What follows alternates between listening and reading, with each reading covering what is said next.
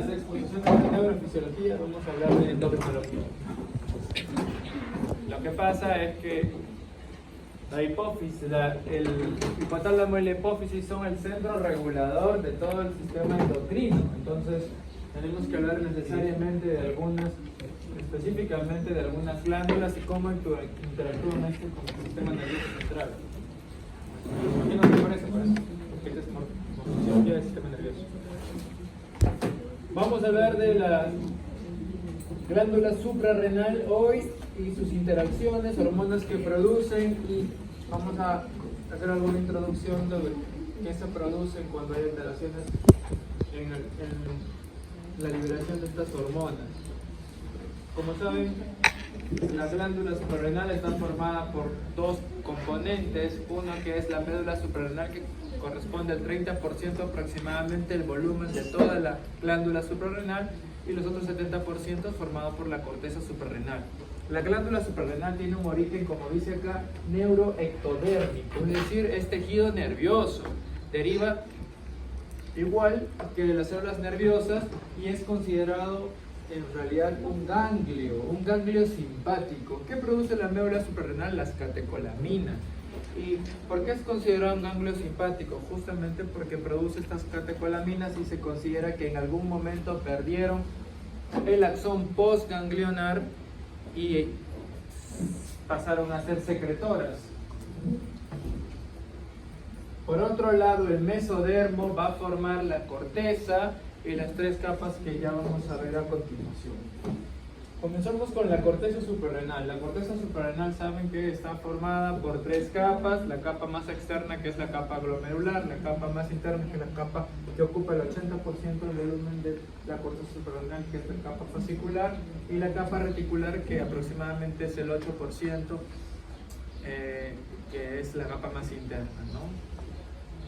Daría justamente el 15% para la capa glomerular, que es la capa más externa. Las tres van a producir hormonas derivadas del colesterol. Entonces ustedes vamos a ver más adelante cómo es que estas hormonas van a tener en común el anillo de ciclopentano peridrofenantreno, que es el anillo común de la molécula del colesterol. Pero va a diferenciarse la producción dependiendo de qué capa estemos hablando. La capa glomerular, que es la capa más externa, va a producir mineralocorticoides, y cuyo, desde ahora hay que tenerlo en consideración, cuya regulación tiene poca influencia, cuya regulación tiene poca influencia la hipófisis. Luego tenemos la capa fascicular, que dijimos que es la capa más gruesa, y luego la capa reticular. Estas van a producir los corticoides y los andrógenos esteroideos producidos por la glándula suprarrenal. Ambos van a producir ambos tipos de hormonas. Sin embargo, existe una afinidad mayor por la producción de cortisol por la parte fascicular, y la porción reticular va a producir predominantemente los andrógenos, ¿no? Hay que tener en consideración también, no es una producción exclusiva en el caso de la capa fascicular y reticular, a diferencia de la capa glomerular, que sí produce mineralocorticoides. Lo que hablaba justamente al inicio era que justamente tocamos estos temas porque esto es imprescindible tener presente a la glándula suprarrenal cuando hablamos del eje hipotálamo-hipófisis. Nosotros, quien habla sabe que es neurocirujano y tiene que tratar diariamente con patologías que directamente van a afectar a la hipófisis. Muchos de estos son patologías que están derivadas con el metabolismo, por ejemplo, del cortisol. Acá vemos nosotros cómo es que hay una regulación del hipotálamo con la hipófisis y con la corteza suprarrenal. El hipotálamo produce hormona liberadora de corticotropina, la hipófisis, adenohipófisis, células corticotropas van a producir la ACTH o la hormona corticotropa, y esta va a estimular a la capa fascicular principalmente, pero también a la capa reticular para la producción de cortisol y hormonas sexuales, andrógenos sexuales.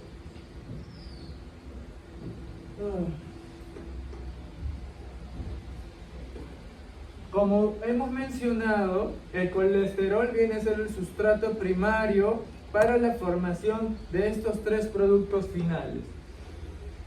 La desoxicorticosterona, que va a derivar en aldosterona por la aldosterona sintasa, en la hidroxiprogesterona, que va a derivar en el colesterol, y en la misma hidroxiprogesterona, que va a derivar en androstenodiona. ¿Por qué, doctor, está mencionando esos componentes en específico? Porque sí, es lo que hay que recordar. El colesterol es el sustrato común para la formación de los tres tipos de hormonas que se producen en la corteza suprarrenal. Esta se va a transformar en pregnenolona. A partir de la pregnenolona, dependiendo de qué dirección tome la vía enzimática, va a producir o cortisol, o aldosterona, o hormonas sexuales masculinas. ¿Cómo así, doctor? Vamos a ver. Cuando la pregnenolona se transforma hasta desoxicorticosterona, aquí puede actuar directamente la aldosterona sintasa para producir aldosterona. Sin embargo, para producir colesterol, sí o sí tiene que haberse formado 17 hidroxiprogesterona. Y para formarse 17 hidroxiprogesterona, sí o sí tiene que estar presente la 17 alfa hidroxilasa. ¿Se entiende? Y también tiene que estar la 21 beta hidroxilasa, porque esta hidroxiprogesterona tiene que transformarse en desoxicortisol para llegar a ser cortisol. Doctor, ¿por qué están mencionando eso? Porque vamos a ver que van a haber enfermedades que afectan determinados puntos de esta vía para producir alteraciones. Asimismo, cuando tenemos o hidroxipregnenolona o hidroxiprogesterona, estas por la 17-20 liasa va a producir hormonas sexuales masculinas, es decir, deshidroepiandrosterona o DEAS y androstenediona. Ahora lo vamos a ver a mayor detalle. Entonces, ¿qué pasa cuando la ACTH va? Vamos a ver cómo es que justamente la ACTH va a estimular a la producción del cortisol. El ACTH va a estimular a la producción de AMP cíclico, que va a activar a la proteína sinasa A, y esta va a metabolizar los lípidos a colesterol. Este colesterol va a ingresar a la mitocondria para producir el primer metabolito común en todas las vías de las tres tipos de hormonas de la corteza suprarrenal, que es la pregnenolona. Luego la pregnenolona, dependiendo de qué vía tome, donde, por ejemplo, si toma la 17 alfa hidroxilasa, va a dirigirse para formar cortisol. Esa es la forma. ¿Qué factores afectan la secreción del ACTH? Bueno, la ACTH, si va a estimular la formación del cortisol, entonces, obviamente, si tenemos disminución de las concentraciones de cortisol, esta va a ser un estímulo para la secreción de ACTH por las células corticotróficas. La transición del sueño a vigilia, porque los corticoides están implicados en los fenómenos en los cuales están implicados el estrés, donde nosotros tenemos que estar más alertas, donde tenemos que tener hiperglicemia.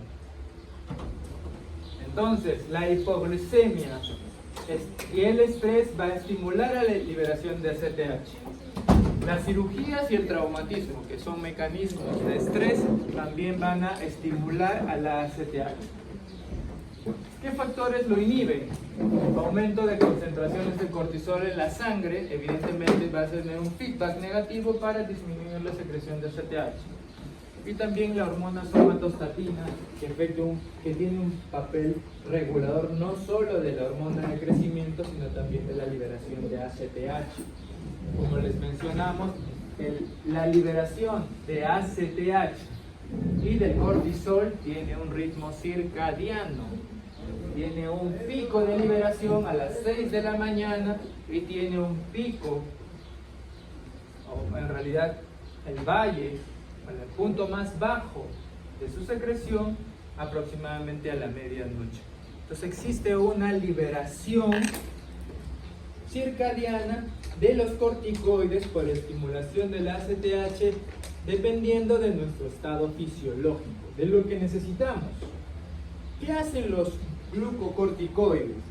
Los corticoides son hormonas de estrés. Van a aumentar o van a predisponer al organismo para estar preparados para este estrés. ¿Qué va a hacer? Va a aumentar la gluconeogénesis. ¿Qué es la gluconeogénesis? La formación de glucosa a partir de otros sustratos, generalmente aminoácidos. Aumento la glucosa disponible, que es lo que necesito cuando me encuentro en situaciones de estrés. Aumenta la proteólisis, porque al catalizar las proteínas y disponer aminoácidos, tengo sustratos para producir energía. Aumenta la lipólisis bajo las mismas premisas. Disminuye la utilización de glucosa. Mantiene disponible la glucosa en sangre. Disminuye la sensibilidad a la insulina. ¿La insulina qué hace? Guarda la glucosa. Entonces disminuye la sensibilidad de la insulina. Además, inhibe la respuesta inflamatoria. Los corticoides son hormonas de estrés. También tienen uso médico, son antiinflamatorios. Por eso es que hay antiinflamatorios no esteroideos, que son los AINES, como ¿qué?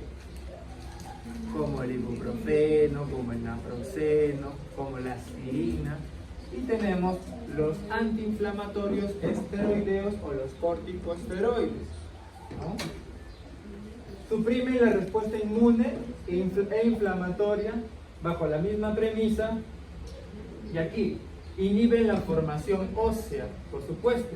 Es más, los corticoides son hormonas catalíticas. Inhiben la formación ósea, también estimulan la resorción ósea. Aumentan la filtración glomerular. ¿Qué hacen los mineralocorticoides? Los mineralocorticoides que están formados en la capa, ¿en qué capa? En la capa glomerular. ¿Cuál? La aldosterona es la que tiene la actividad fisiológica predominante. ¿Qué hace? Actúa a nivel del túbulo, ¿qué? ¿Contorneado o colector? No, en el túbulo colector actúa la vasopresina o antidiurética, en el túbulo contorneado distal actúa la aldosterona, porque tiene receptores de aldosterona para... Actúa sobre las bombas que retienen sodio y botan potasio. Por eso es que aumentan la reabsorción de sodio y estimulan la secreción de potasio. Y aumentan la secreción de hidrógeno, porque saben que el potasio y hidrógeno van a moverse en la misma dirección. Los andrógenos suprarrenales, obviamente, nosotros tenemos que tener en cuenta que los andrógenos suprarrenales en personas adultas tienen relación con las características sexuales secundarias. En la mujer, vello púbico, axilar, tiene relación con la libido. Y en el hombre, obviamente, tiene las funciones similares a la testosterona. Esta imagen es un poquito compleja, pero me parece la más interesante que hay, porque justamente podemos ver cómo es que se producen las alteraciones dependiendo de dónde se interrumpe la formación. El sustrato principal siempre es el colesterol, todos son derivados del colesterol. El primer metabolito común para todos, a ver, silencio por favor, el primer metabolito común para todos es la pregnenolona, que está aquí. ¿Por qué? Porque van a ver que la pregnenolona puede irse por aquí y formar ¿qué? Andrógenos sexuales. La pregnenolona puede irse por aquí y formar corticosterona, que va a terminar en aldosterona por la aldosterona sintasa.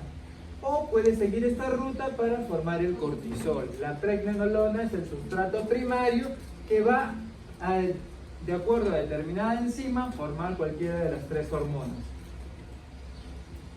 Hay que tener en cuenta que la pregnenolona puede formar aldosterona por esta vía, donde no está en relación con la 17 alfa hidroxilasa.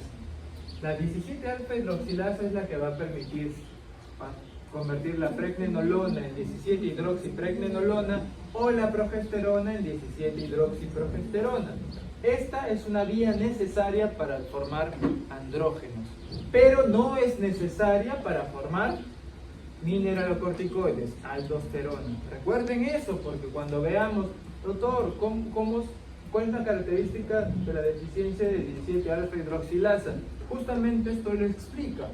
El 17-alfa-hidroxilasa es necesario, sine qua non, para formar dehidroepiandrosterona, que es el DEAS o la hormona sexual masculina, y es necesaria para la formación de cortisol.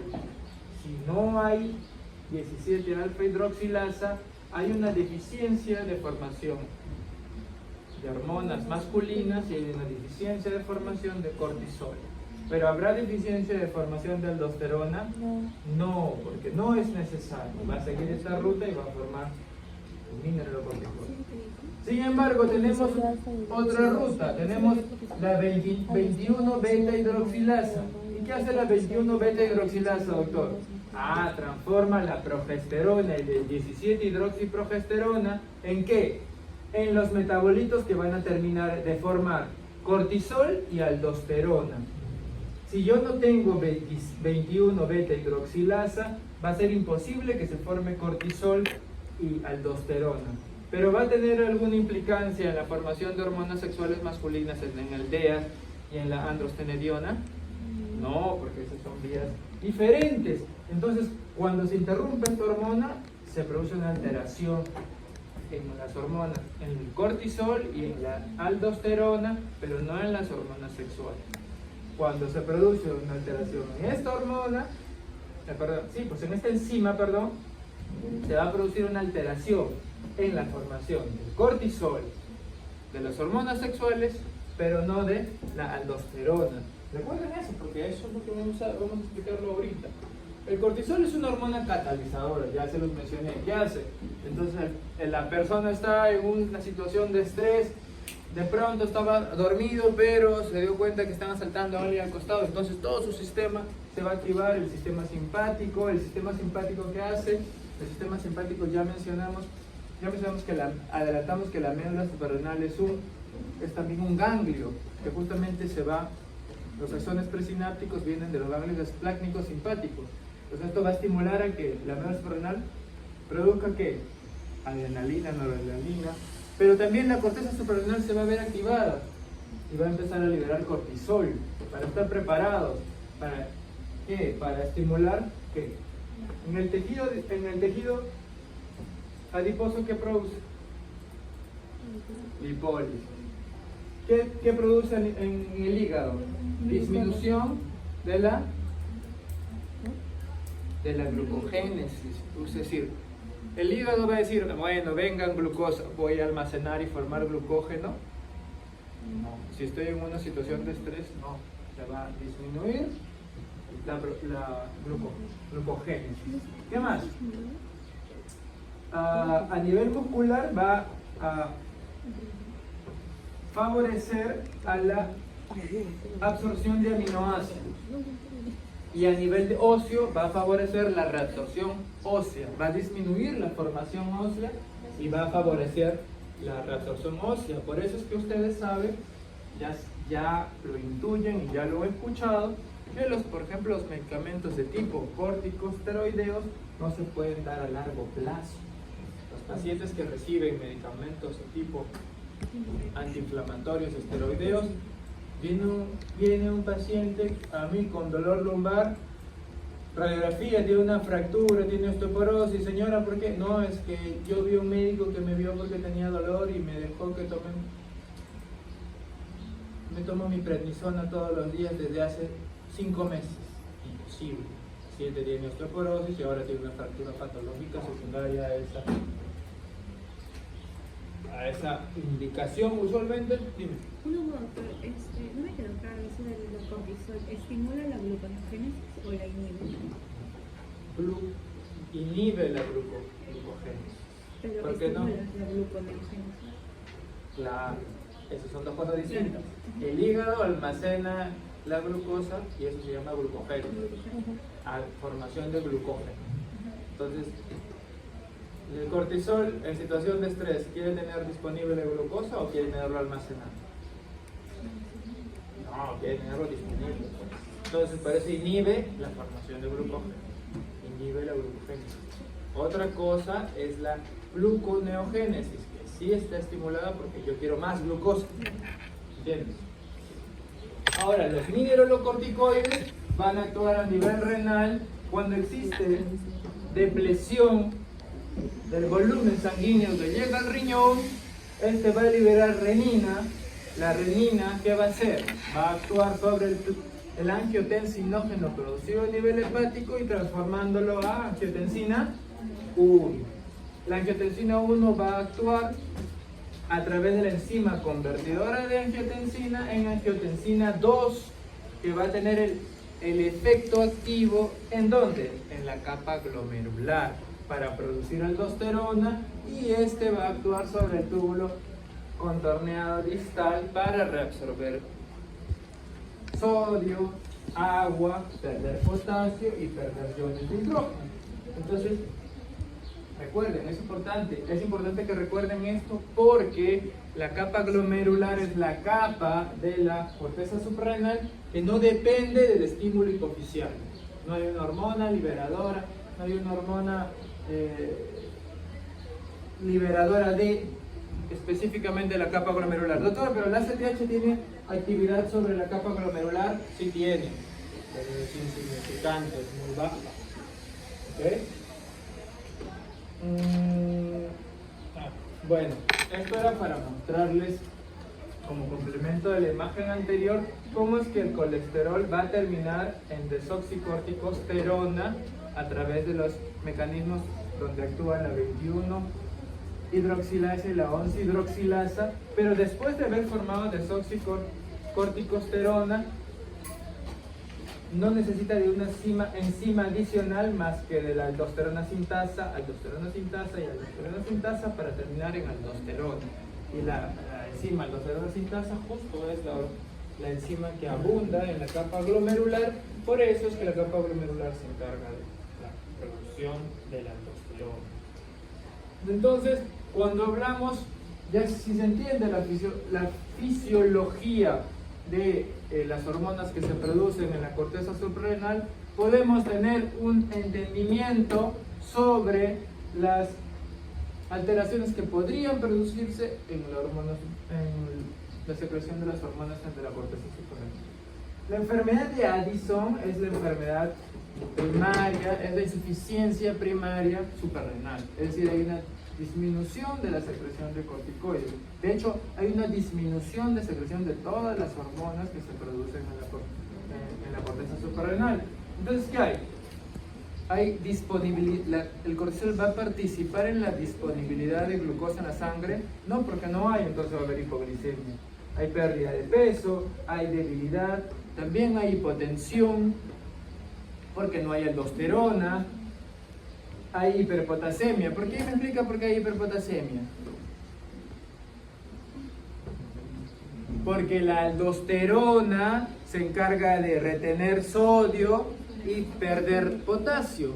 Si se inhibe esa función, ya no reabsorbe sodio y más bien se retiene potasio. Entonces el paciente va a tener hiponatremia e hipercalemia. Entonces por eso es que hay hiperpotasemia o hipercalemia, y también hay hipotensión por la pérdida de agua con los iones de sodio. Además hay acidosis metabólica. ¿Por qué? Porque igual como se quedan los iones de potasio, también se quedan los iones de hidrógeno.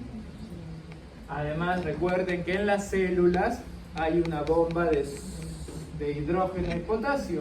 Si hay mucho potasio en el intravascular, ¿qué hace la célula?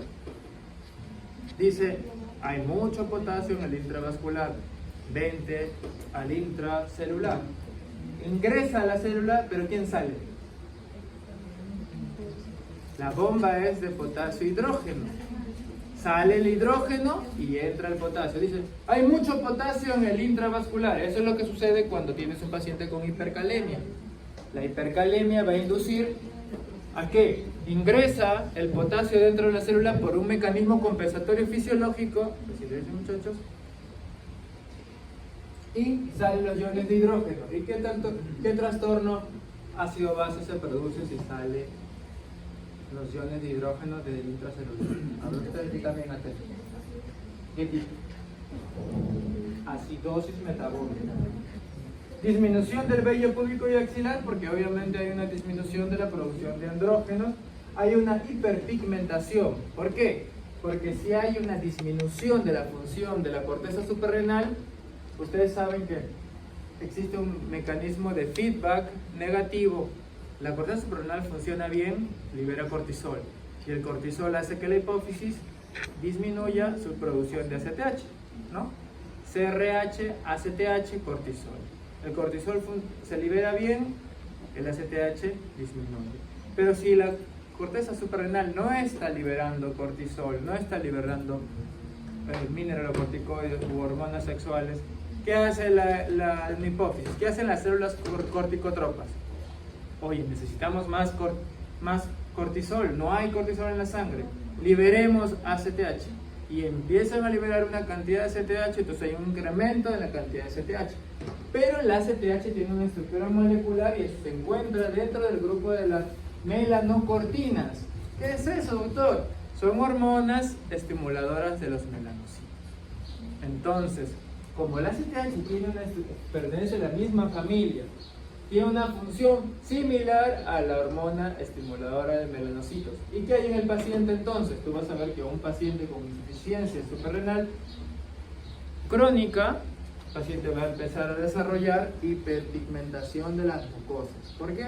Porque hay un incremento de ACTH y ese ACTH va a tener un efecto secundario a los melanocitos induciendo su estimulación. ¿Se entiende? Correcto. Síndrome de Cushing. El síndrome de Cushing es una enfermedad donde hay un exceso de secreción de cortisol. El exceso de secreción de cortisol va a producir en el paciente hiperglicemia, va a producir en el paciente obesidad, va a producir en el paciente hipertensión, va a producir en el paciente resistencia a la insulina, va a producir en el paciente, si hay incremento de cortisol que también tiene algún efecto mineralocorticoide, entonces este paciente va a retener sodio y va a perder potasio, por tanto pues hay hipocalemia y hay alcalosis, ¿no? Enfermedad de Cushing. Doctor, ¿qué es la enfermedad de Cushing y qué es el síndrome de Cushing? La enfermedad de Cushing se diferencia al síndrome de Cushing. ¿Qué es un síndrome? Un síndrome es un conjunto de signos y síntomas que nada más que presentan una fisiopatología en común, ¿no? Tengo un soplo cardíaco, ¿qué más? Tengo crépito, tengo edema periférico, tengo disnea después, un síndrome de insuficiencia cardíaca. Porque todo se explica. Si tiene un soplo, tiene una valvulopatía, y si tiene crépitos, probablemente esté haciendo una insuficiencia cardíaca del lado izquierdo, y si tiene edemas periféricos, está haciendo una insuficiencia del lado derecho. Entonces el paciente tiene una insuficiencia cardíaca global. No vale que tiene dolor de cabeza, tiene hongos en las uñas, entonces sumo esto es un síndrome. No, tiene que tener una fisiopatología en común que explique todos los síntomas. Entonces, eso es síndrome de Cushing. El incremento del cortisol va a producir todo lo que ya hemos mencionado, porque existen los mecanismos que también ya entendemos ahora y que están implicados en la generación de estos procesos, ¿no? ¿Y qué es la enfermedad entonces, doctor? Ya pues, la enfermedad se llama aquella condición en la cual tiene una lesión hipofisiaria, que es la que produce secundariamente la hiperproducción de cortisol. ¿Y qué pasaría en la hipófisis para que produzca mucho cortisol la corteza suprarrenal? ¿Qué crees que pasa en la corteza? La corteza suprarrenal está produciendo mucho cortisol y en el examen el radiólogo te dice, hay algo anormal en su hipófisis. ¿Qué será? ¿Qué hace la hipófisis con el cortisol? Con la corte suprarrenal. La estimula. ¿Mediante quién? Mediante el ACTH. Y si el cortisol está súper elevado y estamos diciendo que en esta enfermedad hay algo en la hipófisis que está produciendo un incremento del estímulo, ¿qué será pues? Es un tumor que produce ACTH. Entonces eso justamente es la enfermedad de Cushing, es un síndrome de Cushing en el contexto de una patología hipofisiaria que produce exceso de ACTH. El tratamiento, obviamente la operación, ¿no? Ahí entramos a tallar nosotros. Dime. Entonces, ¿en el síndrome de Cushing está disminuido el ACTH o aumentado? Claro, en un síndrome de Cushing, si es que, digamos, si el síndrome de Cushing puede ser de varias causas. Si es exógeno, por ejemplo, hay pacientes que le han dado corticoides y que no está siguiendo la indicación o le han dado mala indicación, entonces hay una inflamación, ¿no? O un postoperado y le han dado corticoides para disminuir la inflamación, le dieron de alta. Nadie me dijo, doctor, lo ves al mes y sigue tomando los corticoides, pero tú lo ves al mes ya más gordito, la cara más ancha, roja. Doctor, tengo bochornos, me pongo rojo. ¿Qué estás tomando? Sigue tomando su prednisona todos los días de 30 miligramos de todo. Es un Cushing exógeno o iatrogénico. Entonces, ¿qué pasaría con ese paciente, por ejemplo? Si hay tanto cortisol en la sangre, ¿qué haría las células corticotropas? Dirían, oye, hay bastante cortisol, ¿segreguemos más para liberar más? No, pues estaría ahí. Va a depender de qué caso estés, pero sí, en la mayoría de los síndromes de Cushing hay disminución del ACTH. ¿Qué es el síndrome de Cohn? Es un tumor secretor de aldosterona. Y si secreta aldosterona va a producirse esta triada bien común que es la hipertensión, la hipopotasemia y la alcalosis metabólica. ¿Sí? Hipopotasemia o hipocalemia, la alcalosis metabólica y la hipertensión. La deficiencia de la 21-beta-hidroxilasa y la deficiencia de 17-alfa-hidroxilasa. Por eso les citaba hace rato para no complicarnos la vida. La deficiencia de 17-alfa-hidroxilasa va a producir ¿qué? Va a producir una interrupción de todas las vías que conducen a las hormonas sexuales masculinas y las que conducen a la formación de cortisol. Entonces, un paciente que tiene déficit de 17-alfa-hidroxilasa va a tener una disminución de hormonas sexuales masculinas y de cortisol. Y por otro lado va a tener una formación normal de mineralocorticoides. Sin embargo, los pacientes que tienen déficit de 21-beta-hidroxilasa va a tener un problema diferente porque se va a inhibir la formación tanto de aldosterona como de cortisol y lo único que les va a quedar al cuerpo es, oye, ¿saben qué? Tengo estos precursores, pero no puedo producir cortisol ni corticosterona que va a terminar en aldosterona ni cortisol. ¿Qué hago? Lo que pasa es que las mismas células de la corteza suprarrenal dice, oye, no hay cortisol, tengo que seguir produciendo colesterol, pregnenolona y todos los precursores, pero no terminan de producirse. Pero como no terminan de producirse todos estos metabolitos intermedios, ¿cuál es la única vía que le queda? Irse con hormonas sexuales masculinas. Y eso es lo que va a predominar justamente en estos pacientes. Ahorita vamos a ver. ¿Qué pasa? En la deficiencia de beta-1, 21-beta-hidroxilasa, justamente como hay una interrupción de la formación de cortisol y de mineralocorticoides y hay un predominio de los metabolitos que todos se van a conducir a formar, bueno, pues no podemos formar eso, formemos hormonas sexuales. Entonces este paciente va a producir virilización en las mujeres, va a producir aceleración temprana de crecimiento longitudinal, si estamos hablando de pacientes más pequeños, aparición precoz del vello púbico y axilar en pacientes, por ejemplo, en niños que tienen 5 o 6 años. Entonces hay un incremento de hormonas sexuales masculinas y eso puede inducir a la aparición de caracteres secundarios. Obviamente hay síntomas de deficiencia de glucocorticoides y de mineralocorticoides porque esas hormonas son las que están comprometidas y a expensa de sus intermediarios está formando demasiado hormona sexual masculina. ¿Se entiende? La deficiencia de 17-alfa-hidroxilasa, por otro lado, ya vimos que es el mecanismo necesario para formar hormonas sexuales masculinas y también el cortisol. Entonces, en estos pacientes, si no hay hormonas sexuales masculinas, no hay caracteres sexuales secundarios, no se va a ver vello púbico ni axilar en mujeres, va a haber síntomas de deficiencia de corticoides, glucocorticoides, y acá dice síntomas de exceso de mineralocorticoides, es correcto, puede haber clínica similar a lo que es el síndrome de Cohn, es decir, que el paciente tiene hipertensión, tiene hipocalemia, ¿no? Tiene alcalosis, pero también podría estar normal. Y eso va a depender de cuánto funciona el enzima o no.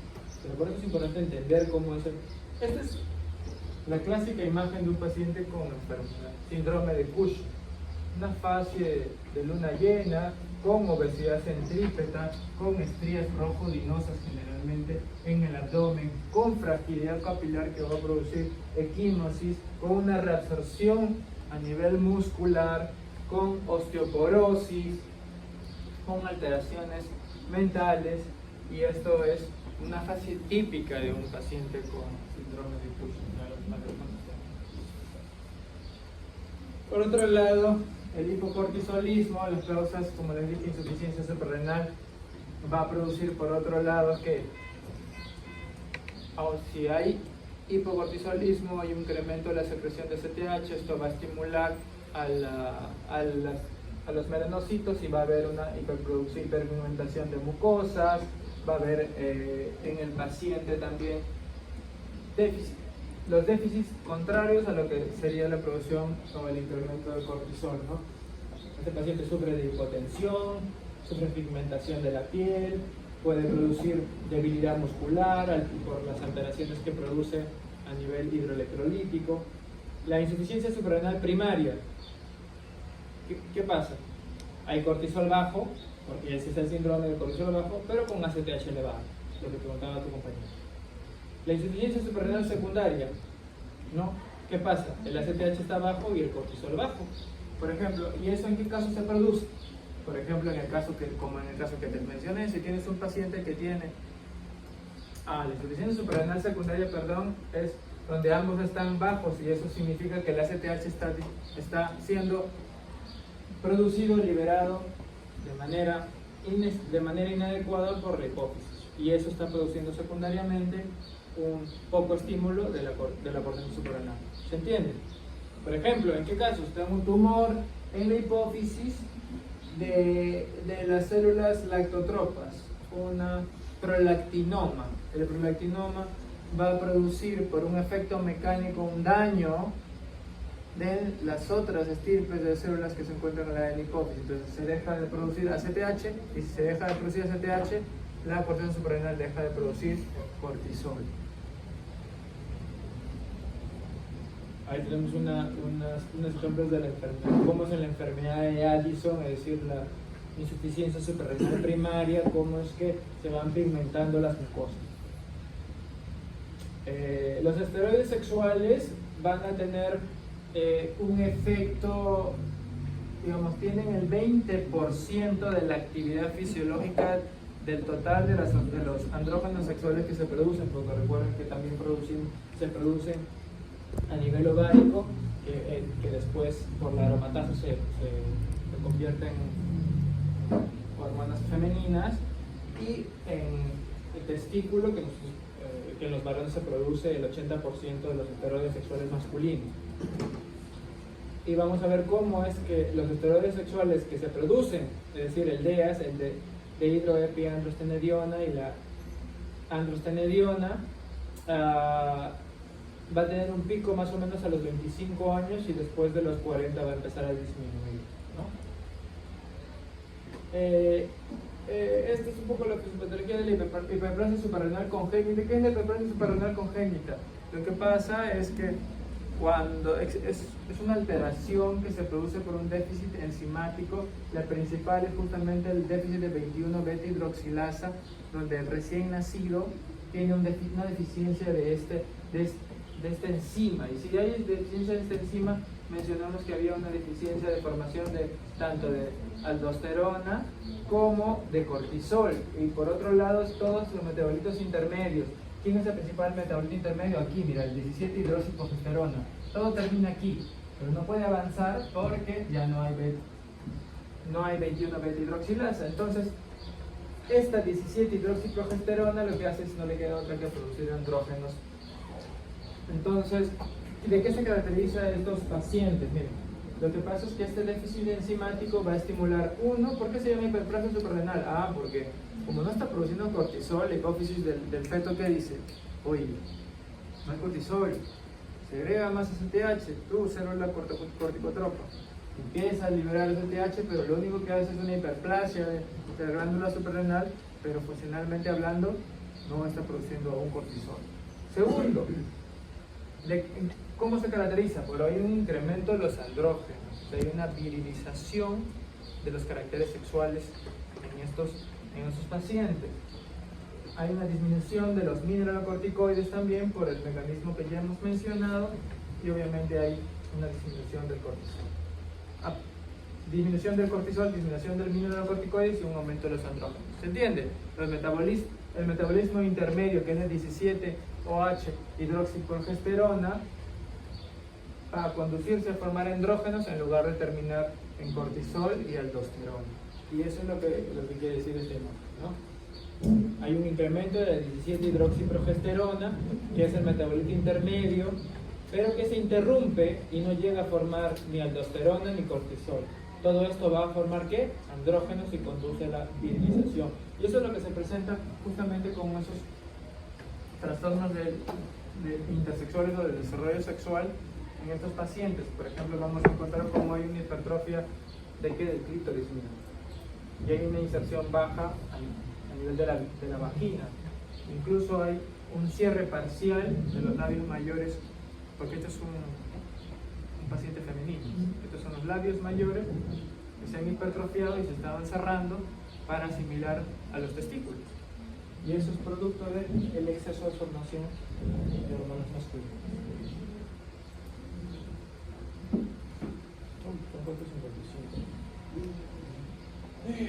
Bueno, eso sería todo.